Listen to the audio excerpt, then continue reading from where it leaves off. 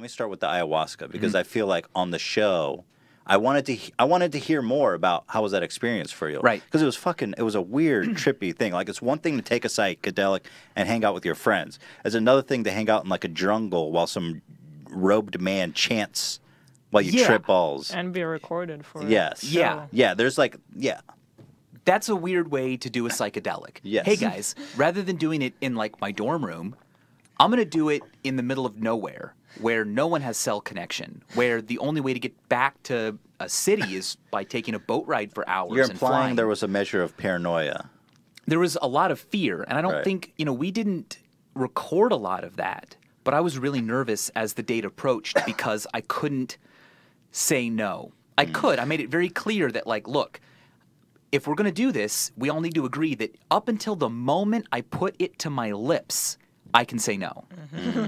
And no one's going to be mad that we went all the way out there. Right. Because I didn't plan on not doing it, but I wanted... You want to reserve the To have right. the I didn't want to feel forced. Yeah. And so I said, look, when it comes to the decision process and what we do and how it works, that hierarchy goes me, then the shaman, and then everyone else. I love that the The shaman shaman. supersedes. If the shaman thinks that we need to have the lights off, if the shaman thinks that we need to stop recording, Right. and I can't respond, you listen to the shaman. Yeah. I know he's not on payroll. I know YouTube didn't approve him as a director, but Did he get EP credits? I don't know what he got. But he was a great guy. He was also our boat captain. Oh, he's Wow. he moonlights. Yeah. Yeah, he moonlights with the ayahuasca. Right. Okay. Yeah. But tell me about that experience because first of all, was it your first psychedelic experience? As far as my mother knows, yes, of course it Okay. was. All right. Yeah. She's not watching this. This isn't your mother's show. And so it was, man, I think the initial emotion I had before the ceremony was aggravation. Really? Yeah, because I was nervous, but I couldn't do it my way.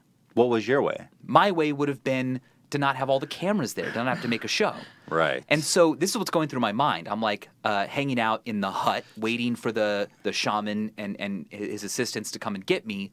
But I can't just get picked up and then taken to the ceremony. We have to like do multiple angles and takes. The experience Oh, couldn't be yeah. authentic. It was totally authentic, but I had a job to do during it. Right. Yeah. That was the hard part, that I couldn't just completely surrender myself to the Right. experience Right. as me. I had to be Michael, the host of Mindfield. Right. I had to listen to direction like, ooh, you know what, we have to do that again because like this light was in the wrong place, or, oh, we need to get the coverage of My the shot of you God. entering.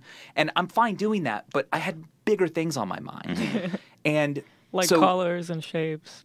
well, not even then yet, because I hadn't even weren't- taken it. yeah. Okay. I didn't even know what kind of colors and shapes are they going to be. It was frightening. Okay, so then we've got a crew of people, right? We've got something like 8 people there, and they've got microphones all around. And usually you do this in the complete darkness. That makes for a terrible show. So we had to have lights installed, which made me really self-conscious. Right. Because not only am I being watched and surrounded by people, You're expected to perform, which I can only imagine would be such an awful feeling while you're tripping balls. right. Okay. So expected to perform was another concern I had. So I also made it clear that if I do nothing Right. but lay there catatonically for 8 hours, you're all going to be happy. Agreed? Yeah. Because I don't want to have any responsibility or obligation because you're in a different state of mind. Yeah. And I can perform. That's my career. That's my job. I'm used to that in this state of mind. Right. If I get hangry or grumpy or happy, I can still do those jobs. But I wasn't familiar with what it was like to be in the state of mind that DMT creates. So luckily, we had all that figured out, and it wasn't that big of an issue. But I felt really unhappy that I had to have all these eyes on me. And then as the drug started to take the effect, I felt feelings of guilt. Because Really? here I am, I was paid to fly to Peru to take drugs, and only I got to take them. No one else on the crew had signed the right insurance paperwork or would probably be able to do their job properly if they had also taken it. That So would have been interesting, though. it could have been interesting, maybe season 3. The boom whole guys crew. yanked out. Fine. Yeah. So, I mean, the shaman drank some. You know? Okay. I God didn't know bless he him. would do that. But when he took a dose, I was like, Were you a little concerned when you saw the shaman dip in? yeah, because I was thinking, wait, I thought you were You're the my one watching guide. over me. You're my guide, bro. Yeah. But let me tell you this: when the effects got stronger and stronger, my feelings of fear and guilt and the self-awareness of all the cameras on me, that every motion I did was going to be caught, and if I sat up, they'd have to reposition cameras, and I'd be aware of that. And what if it didn't work? What if they needed to give me some kind of direction and I wasn't in the right state of mind? I eventually realized, hey, as annoying as it is to have all these cameras around, if we didn't have the cameras here, there wouldn't be a show. And I'm doing this for the audience. I'm doing this for Robin, the researcher who was there. It's not about me. All of these concerns about, hey, guys, stop walking. That noise is frustrating. Or stop asking for the coverage shots. That's my job. It's for everyone else. This is not for me. And starting to think about, I need to just give. Robin, come do the EEG scan. I'm ready for that. I didn't want to, but then I realized by allowing you to do it, I'm giving. It's not about me and what I want. It's about what everyone's here for. So that's a lesson I took That's interesting. from that afterwards. Interesting. Yeah. How? That's interesting because it makes you think about when something is your hobby and then becomes your job. It's kind of like it's not so much about you anymore. Yeah. That is kind of profound. Yeah. Exactly. Did you felt that on a level that you hadn't realized before? Yeah. I mean, I literally envisioned myself as this like waterfall that's just offering its water to the world. And I'm like, I remember sitting there going, at some point, Robin has to come over and give me a series of questions. He's got to put this thing on my head and measure the electrical activity there. And I could say no. And I planned on saying no until I realized the way to get rid of all that anxiety was to just say, let's do this. I am a vessel for your research. Were you concerned from the beginning that you weren't going to be able to perform that? No, I wasn't really concerned because I figured even if it all completely is messed up and we don't get everything right, that in and of itself is a story. Whatever happens is good. Whatever happens is good. Well, how did the experience match up to your expectation? Let's just assume that you've taken other psychedelics. Let's just imagine a world where you have. How would that hypothetically compare to your experience? Well, it's different for every single person. But anxiety was my biggest fear because once once you've drank the ayahuasca, you're on the ride. Like you can't take the antidote. Right. You know? And the first ceremony was really pleasant and quite low in its dosage. The second one, within 20 minutes, I was like, oh no. You took twice as much, as I recall. You took like a third of a cup the first time, and then 3/4 of a cup. That's right. Yeah. And it happened so fast, I had lost control. I no longer was like observing what was happening. Things were just happening to me. Right. And my heart started racing. Right. We had a medical doctor there, which normally you don't because it's not dangerous physically. But YouTube requested that we have a doctor there. Yeah. That makes sense. Yeah. And so but here's the thing. My heart was going, it was literally beating very fast. there's a moment where I touch my chest and I'm like, yep, it's really happening. But then I thought, how do I let the doctor know? Because I can't think. No, this is not how I normally feel. Is it weird if I just say, hey, help? Right. They'd be like, what? How are they going to interpret that? Yeah. And so I thought maybe I'll just ask for water, you know? Maybe that will tether me back down to reality because someone will have to bring me water, and that's a really mundane, This is normal thing. I've been I feel like I've been in that headspace Yeah. of trying to you're stuck between the ethereal world and the physical world and trying to make sense of being in another place, and it's frustrating. I hate that and feeling. it's frustrating because I was probably most consumed not by anxiety, but by the feeling of how do I relay and describe what's happening to me later, you know? Yeah. Because that's what always annoyed me about discussions of psychedelic experiences is that it all felt really vague and hard to empathize Abstract. with. And now I mean, I know why. It's like describing colors to someone who's never seen. It's a completely different state of mind. Right. And so every psychedelic experience I've had, I've hated it. I don't know why. Would you say it doesn't sound like you quite hated it, but it seems like it was marked with some negative feelings. Exactly. In my experience, I always have a lot of. I think my problem is like I'm too anchored. I never really let go, and you're always like resisting the urge to just kind of float off, and you're trying to like hold on to the earth as you're floating to the sky. I think getting over that resistance is a big part of what psychedelics teach you. Right. I didn't break from that, but I'm aware now of its existence. I know what it feels like. Robin Carhart Harris from Imperial College London, who came with me, didn't say I had a bad trip. He describes it as a challenging trip. Yeah. You know? I like that. I'm still glad that I did it, but I'm not like, I got to do it again. And I think that's fine. You know, that's exactly it's fine. Yeah. I think if you're so that eager to return to that state of mind, you're probably having some trouble dealing with the actual physical world. If you're so eager to embark out there and on a leave. daily basis. Yeah. I don't know, but I know that there's a bonus clip where we spoke to a woman who took psilocybin as part of this What coping is that? with death. That's like mushrooms. Yeah. She took a pill through a study at NYU, and she worked with these researchers for months, and they crafted a pill just for her based on her weight, based on her past. They knew what dosage to give her, and I think she felt incredibly safe. She wasn't in the middle of this brand new place. This was therapy for coping with death? Yeah, Her death. Yeah, because she had been diagnosed with cancer. And to confront your own mortality is obviously frightening. But they were experimenting with how psychedelics can help you deal with those feelings.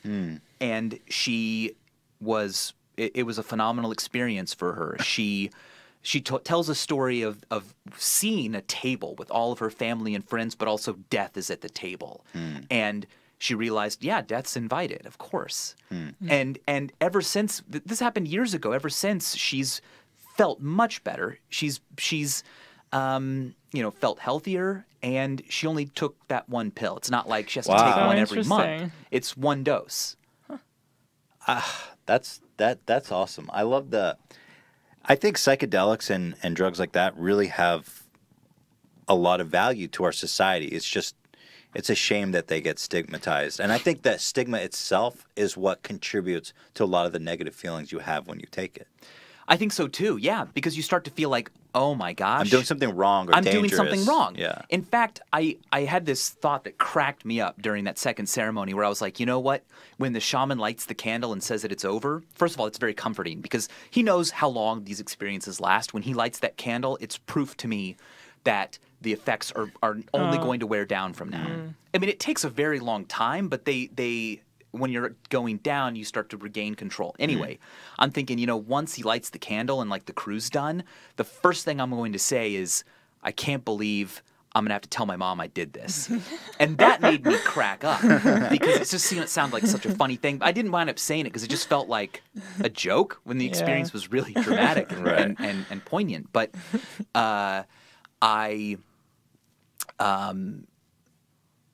forgot what I was about to say. You were talking about the stigma, how it makes the experience. Oh yeah, I think that if I was part of the Shipibo indigenous tribe where this is a medicine prescribed all the time, I would not have felt the same kind of. Am I a bad person? Right. Am I mean, this is illegal in the country that I live, and I should feel bad that I'm doing this. This is a behavior that only bad people do. Right. And you have that social baggage on you. Yeah. It's interesting. I heard about a study that doctors are starting to use MDMA to treat PTSD. So they give you a dose of MDMA, which is ecstasy in the pure form, and they sit you down, and I guess it makes you feel more comfortable opening up, and you feel more comfortable with the emotions that you're dealing with. And so all these drugs that I think it's a shame. I really think it's a shame, this war on drugs, what it's done. I genuinely believe that people don't abuse drugs unless there's something else going on. Like, people don't just all of a sudden become addicted to drugs. I think all drugs should be legal, and people should decide what they want to do. And if there's education and support to help people navigate those waters, that we would be a healthier, better society. And the word drugs, what does it mean? Because it sounds catches bad. so many things. Yeah. Everything from heroin to DMT To Tylenol. to caffeine to Tylenol, right? And so we have done a disservice to both ourselves and to innovation and knowledge by saying, ooh, you're going to study psychedelics? Right. We really only want to fund that if you're going to be studying the bad side of them. Right. And only recently has that started to break apart. And we have this now renaissance of investigation of psychedelics. Imperial College London has this whole psychedelics research group. And that's what Robin was from, who came with us. And so we're starting to be able to understand more about the mind, because you cannot have a complete theory of the mind if you avoid or ignore something that it's capable of. Absolutely. Right. I mean, it's crazy that, yeah, we've tried some, obviously, by now, from the way we're talking about it. And it's weird to see what your mind is capable of. So I wouldn't want to do it on like a daily or weekly, or we don't do anything now, but we've tried it. And I think the experience of trying something like that is really interesting, just to learn about your own body. People are, and there's all these scares, like you take acid once and you lose your mind. I knew a guy who took acid and fucking jumped off a roof, or he never came back from the trip. Like, these are I swear to God, these are all just old wives' tales that are just designed to spook you. I don't think that really happens. Yeah, when I was a kid, Maybe I very, read, very, very rarely. Right. Well, two things. One, when I was a kid, I read the story about the guy who took LSD, thought he was an orange, and locked himself in a closet because he was afraid of being juiced. And you think, oh my gosh, how terrifying. And to be fair, this is a significant decision. This isn't like, hey, you know what you should do is invest in gold. Right. You should. I don't think anyone should. I don't have any advice or I'm not going to recommend to anyone what they do. It's their choice, or maybe the choice a medical professional should make. But the fact that, Gila, you're like, well, as you guys can tell, like, maybe we have done some psychedelics. That caginess we have to have about totally. it. Yeah, I feel bad, like, even talking about it, because then people are going to say, oh, you guys are promoting drug I'm not use. promoting it. I don't endorse it, and I don't recommend it. I just feel like you should be able to talk about it. And Right. And I think, like you said, it's a big decision to make for yourself. And I don't think that it needs to be caged by law or stigma. I think that there should be open dialogue, there should be conversation, and go to a place like places in Europe where drugs are legal, and they'll test it for purity for you, so that you don't take something awful and die. Right. Yeah. Like, Making how is it that illegal not worse? means that some shady stuff can happen It means to the that drugs. that shady, bad people are going to own the market. It's not going to be regulated, and there's not going to be you're not going to feel like there's anyone there who can help you or advise you through the experience. Something I found fascinating was that when I spoke with Robin... Hit him with the Dan. Fascinating. Fascinating. I asked Robin, the head of the psychedelics research group at Imperial College London. I'm like, so what's your experience with psychedelics? Right. Assuming she's done it. Sorry. Robin, Hey. Robin like Batman and Robin. Right.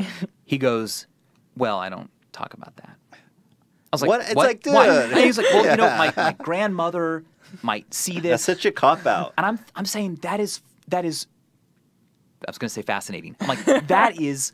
You see, it's fucked up. Yeah. It's like drugs. It's the F word. I've got all the stigma around the F What word. a great example of that Yeah. stigma. That It's- your job is to research psychedelics, and you can't What say a- that you've ever yeah. experienced them. What other scientist does that? Oh, I study gorillas. Oh, have you ever seen any? Oh, no. Yeah. I would never look at a gorilla. Right. I talk to people who have looked at them. Yeah. Or imagine an astronomer who's like, yeah, I've been studying the stars and the motions of the planets. I've never looked up. Yeah. Don't judge me. I don't look Yeah. up. I It's- talk to others who have, and until we break that barrier, I think we're really missing out on a big part of the human mind. Did you ever consider puking out the ayahuasca after you drank it? Were you like, can I do that? You don't have time. As soon as it's entered your body, you can You're try to done. vomit it up, but some DMT's already entered your bloodstream. But you would reduce the effect if you just gagged. Maybe, yeah. I mean, it Probably- would have to be the case, Probably right? be a rough start. Vomiting and diarrhea or not diarrhea, but like lots of pooping, could be solid, I'm assuming, is a big part of the ayahuasca experience. And it's how nice. Something they're prepared for. I had a puke bucket there. There are bathrooms there that Was you can be that taken captured to. on film? Never happened. Never happened. I never even felt like I had an upset stomach. Interesting. And I've heard of shaman who encourage that. It's part of the process of kind of purifying yourself. And there could be a legitimate medical reason that it's good in that you can flush out harmful bacteria if you really are having some intestinal problems. But it never happened to me. Some shaman will make you puke by either disorienting you with their song or giving you a tobacco drink, but that can be pretty dangerous. I mean, we did this as safely as possible. Again, we had a medical doctor there. YouTube don't play. Yeah, YouTube was yeah, and so I think that's a huge lesson to learn. Like this was not a recreational, let's have fun and be weird kind of a moment. This was a let's work with a university. Let's work with a hospital and let's learn. What was the scientific purpose of the? I know you put the electroid things on your head to measure your brain waves. Was that the purpose, or was it just to go through this experience as a scientist of sorts and to try to describe it? It was both, because I wanted to see if I could help talk about that state of mind as someone who's a professional science communicator, but at the same time, no study had been done that was that environmentally valid, like literally done in the Amazon with those songs in those languages in that location. They're usually done in these very clinical hospital environments where you're in a white room and you're in a big city. Right. So we were able to look at that and help the researchers learn what variables to worry about, what kind of technology works. Obviously, it's not an experiment. It's not like, oh, we had a whole sample size and a control group. It's just one person. You've got an N of one. So we're not pretending. Yeah, we're not pretending that this is some experiment. It was more of a kind of pilot study to see what is it like to go to these retreats and try to collect data. Can we find anything interesting? Is this particular EEG helmet going to give us enough data, or is it too noisy and all of that? So we learned a lot in that case. I felt a little bit cock-teased by that experience because you guys were saying in the show, you did it the first time you took a small dose, the second time you took a larger dose, and you guys were saying, I almost had an ego death. I know. I was almost there. Yeah. I didn't quite get there. Yep. And then I was like, oh, great. Well, I can't wait for the third one when he gets there. I know. And then I was like, wait, there's only 3 minutes left. I know. What happened? That's what happens when you are doing it for real and you don't know what the result's going to be. You know, we have a lot Did you consider doing it again, though? Because you could have taken more. I could have decided, because a few hours in that second ceremony, I realized, oh, you know what? I can't get back to that ceiling that I was afraid of and turned away from. I could have gotten up and asked for more. This can happen during a ceremony, but I didn't. And there are other things that you'll see in future episodes where, like, I tried to get TMS on my head to disrupt and arrest my speech. We could not find Broca's area. They couldn't make it happen. That's just what happens, you know?